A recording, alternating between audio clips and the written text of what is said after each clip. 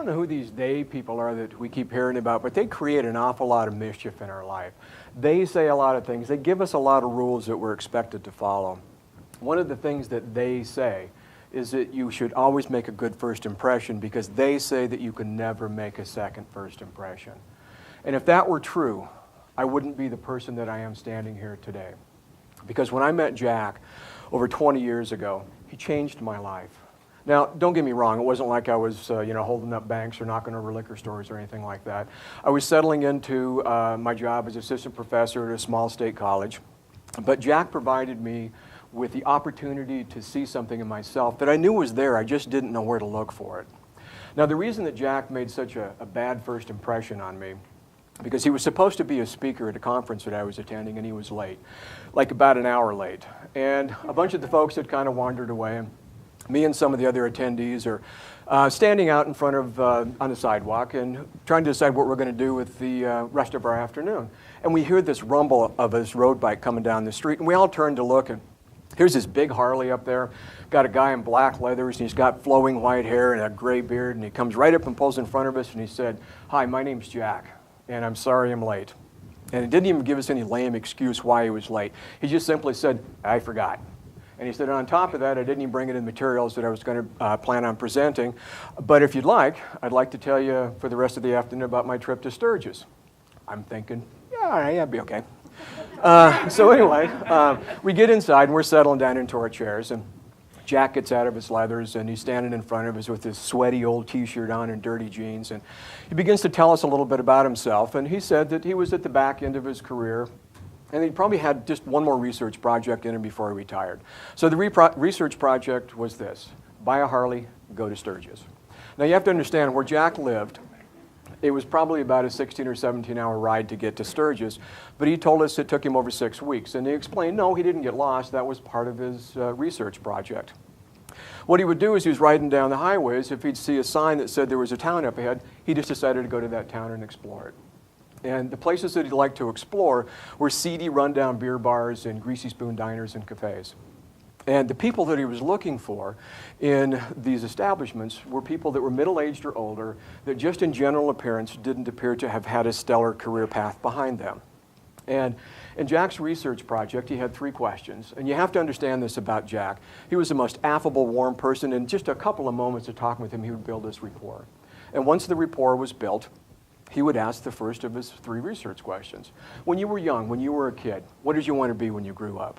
And most people would say the typical: a doctor, a lawyer, a teacher, a nurse, or something like that. And then he'd ask his second question: did you ever do that? And by and large, most of them said no, they hadn't. And then he asked the most important research question of his study: why not? And when he asked that question, most people looked at him and said, why not what? Well, you told me you wanted to be a nurse, and then you said you didn't do it. I want to know why not. And Jack said that most of the people just got kind of a faraway look on their face and then shrugged their shoulders and said, I don't know. And at that moment, I mean, my mind is just ablaze with a whole bunch of stuff. I'm just thinking about all of these thoughts coming in. One thing that I thought about was a quote that I had read that Thoreau wrote. Most men, he was sexist, most people live lives of quiet desperation and go to their graves with songs unsung. And I knew in Thoreau's time the reason for that. Why? Because back then life was hard and most people made decisions out of necessity, not necessarily out of desire or aspiration. And then I began to consider this. Today, do people still lead lives of quiet desperation? And sadly, I came to the conclusion, yeah, probably they do. And so for the next 20 years, the last 20 years of my life, I've dedicated it to trying to understand why.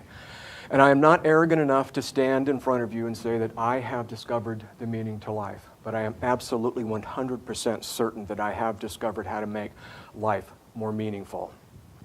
See, the whole universe, the entirety of the universe is all about relationships. Relationships within relationships, relationships built on relationships. There's relationships between molecules. There's relationships between planets and stars. There's relationships people have with other people, that people have with ideas, that people even have with themselves. And I want to get back to the story that Jack was telling that sent me off on this serious mind loop. He was talking about a woman he met in some no-name town in a greasy spoon diner. She was about 60 years old. Jack said that she was large, heavy-set woman, and said that she had a look of perpetual exhaustion on herself, on her face.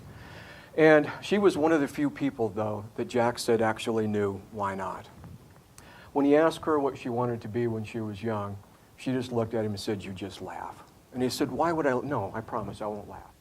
And in almost a half whisper, she said, "I wanted to be a dancer." Pretty silly, huh? I'm too tall. I've always been big. And Jack asked her, "Were you good?" And she said, "I like to think so. I took lessons from about the time I was 3 or 4 until I got out of high school." And Jack asked her, "What happened?" And she said, "Well, my parents always said that I was such a good, easy child to raise. I always did the right thing. I never got into trouble. Kind of a boring life. And I saw all my friends, and they were having exciting lives, and so I decided that I wanted to have an exciting life. So I met this guy, and he was exciting, and he was dangerous. And we did exciting and dangerous things. And sometimes I didn't want to do those exciting and dangerous things, but he'd always say, come on, you won't get in trouble. No one will know. You won't get pregnant." But I did, she said. And I went to him and told him of the pregnancy, and that was the last time I ever saw him. And then when my daughter was born, I resented her because she is the one that took away my life.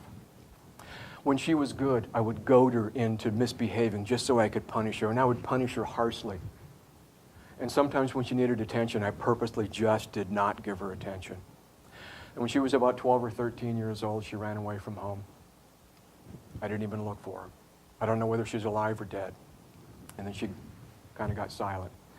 And of all the things that she expected Jack to say, what he said was not anything close to it. But what she expected was this.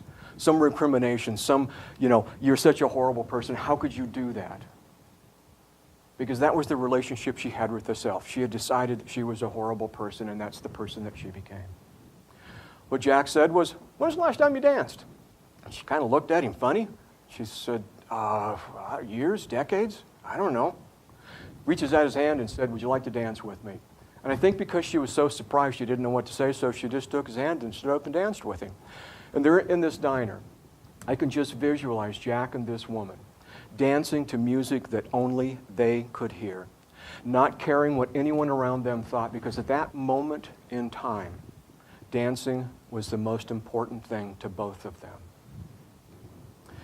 Now, I kind of lied to you a little bit ago. I said that I met Jack when I was settling into a new job, and that's not true.